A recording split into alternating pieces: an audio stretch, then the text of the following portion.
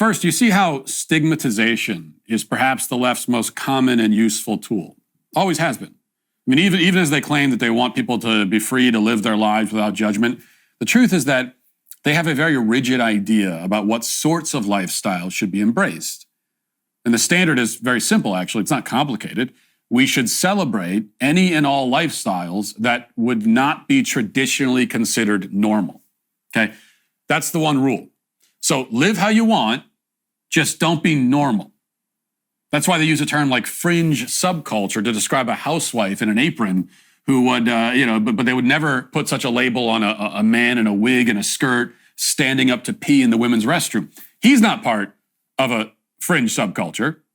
Instead, a 25-year-old woman with 2 kids and a husband baking a casserole, she's the fringe weirdo, the degenerate pervert. Now, if that same woman was doing all the same things, but happened to actually be a man, then she, or he in this case, would be revered as a bold and powerful woman daring to live her life as she wishes. The problem with the actual real woman living this way is that she, again, is normal. And while they shame normalcy as perverse and they treat perversion as normal, they somehow have succeeded in convincing many conservatives to not respond in kind, as we should. So they will openly call stay-at-home moms a fringe subculture while insisting that we must never use such language to describe lifestyles that are actually degenerate. And again, many conservatives willingly play along with this. They willingly play by this rule. The left accuses the TRAD wife of engaging in a political act. But the truth is that, what they're really angry about is they're angry that she isn't engaging in a political act.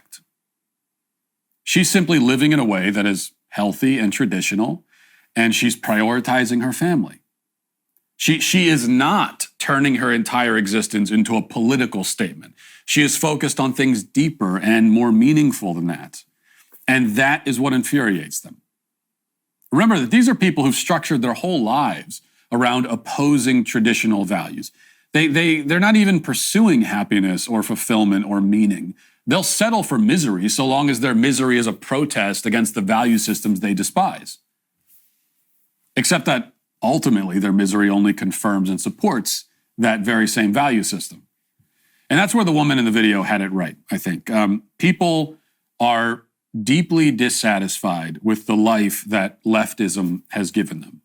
These so-called trad wives, they grew up in a society that told them that men and women are the same, that we ought to have exactly identical roles in society, that it's demeaning, it's oppressive to prioritize raising children and caring for your family, that fulfillment is found in serving your boss rather than your spouse, that a strong and independent woman is one who depends on her employer rather than her husband.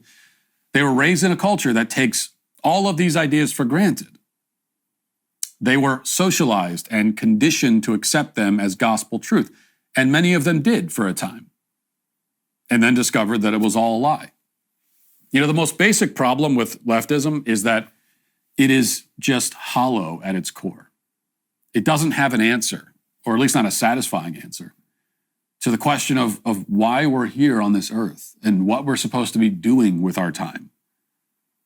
This ambiguity, this lack of answers, is presented to us as freedom. But it's the freedom of being lost in the woods, the freedom of having no idea where to go or why. And that's not freedom, that's abandonment.